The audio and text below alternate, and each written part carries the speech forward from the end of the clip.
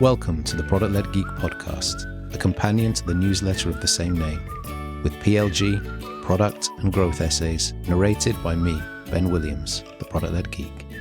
Enjoy!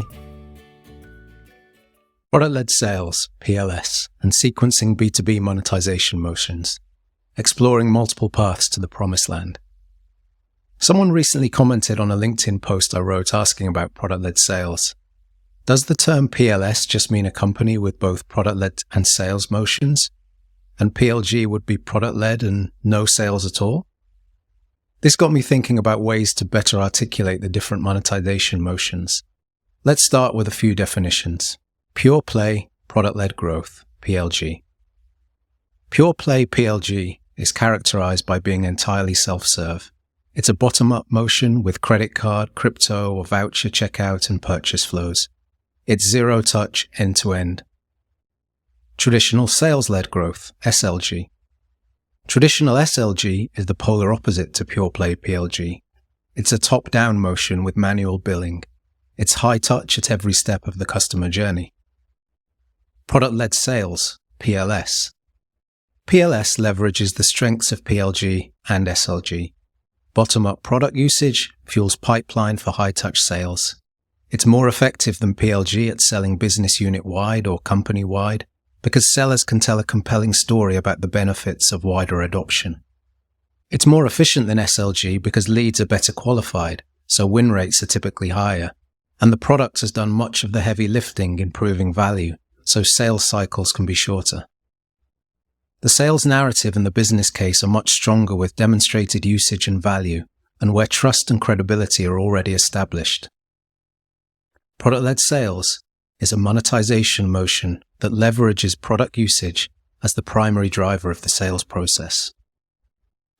I think about this as a spectrum of monetization motions, with pure play PLG on one end and traditional SLG on the other. Product-led sales sits in the middle, leveraging the strengths of PLG and SLG. Configurations and sequencing. Typically, companies adopting a PLS motion start from one of two places. 1. PLG native self-serve only, and 2. Traditional top-down enterprise sales only. The reasons for introducing product-led sales differ depending on the starting point. Starting from PLG native self-serve only. Companies starting here likely serve mainly low-complexity use cases and historically didn't solve company-level problems or could not meet company-level needs, governance, and so on. If they now have a product that can solve company-level problems effectively or can feasibly make their product do so, then the main reason they might want to layer on a PLS motion is to raise their ACV, average contract value, ceiling. With pure self-serve motions, contract values are limited across two main dimensions. 1. Credit card limits, hard credit card purchasing limits, and soft limits, willingness of people or companies to spend above a certain amount on a card. And 2, the scope of sale. Credit card purchases are typically at individual user or team level. That may be equivalent to a company-wide purchase in smaller organizations, but in larger organizations, it's more common to see multiple pockets of discrete usage. It's rare that larger organizations purchase business unit-wide or company-wide contracts via the self-serve path.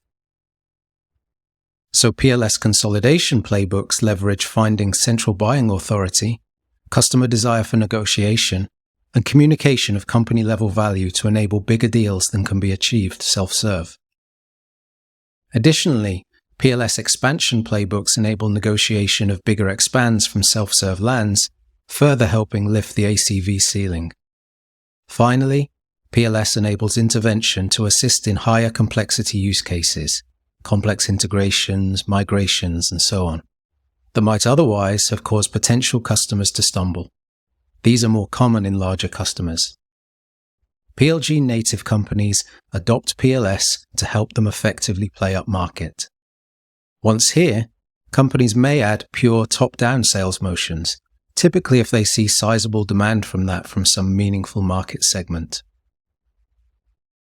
Starting from traditional top-down enterprise sales only. Companies starting here typically serve higher complexity use cases. they likely historically have not had any means for users and teams to experience value before a paywall. Note, a free trial or free plan is not a prerequisite for adopting product-led sales, though without one or both, PLS monetization plays will be limited to expansion and churn prevention within the existing customer base. The primary reason a company like this may want to layer on a PLS motion is to improve sales efficiency. A core PLS playbook is around farming the existing customer base for expansion opportunities. The product cultivates, and the revenue teams harvest.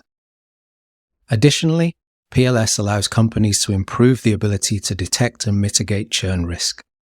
This is the classic customer success play, and something companies are likely already doing to some extent already.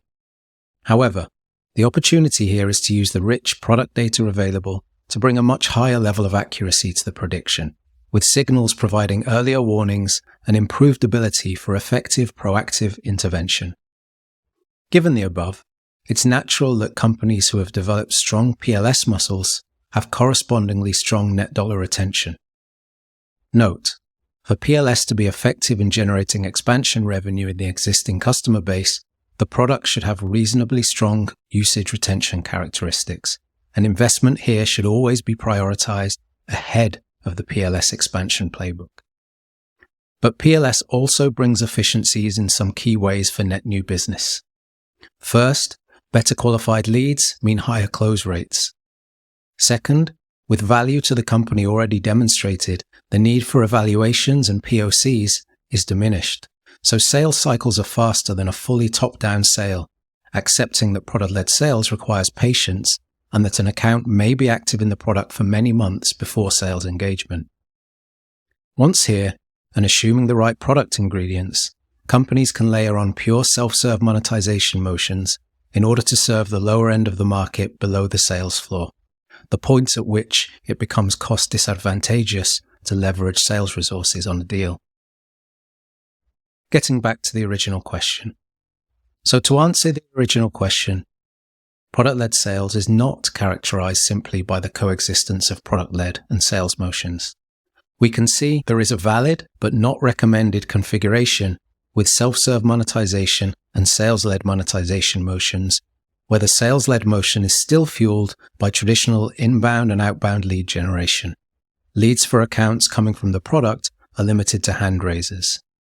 This implies a significant missed opportunity in identifying opportunities and inversely churn risk from product usage data.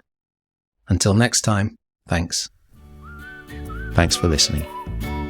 For more Product-Led Geek audio essays or to read the newsletter, hop on over to plg.news.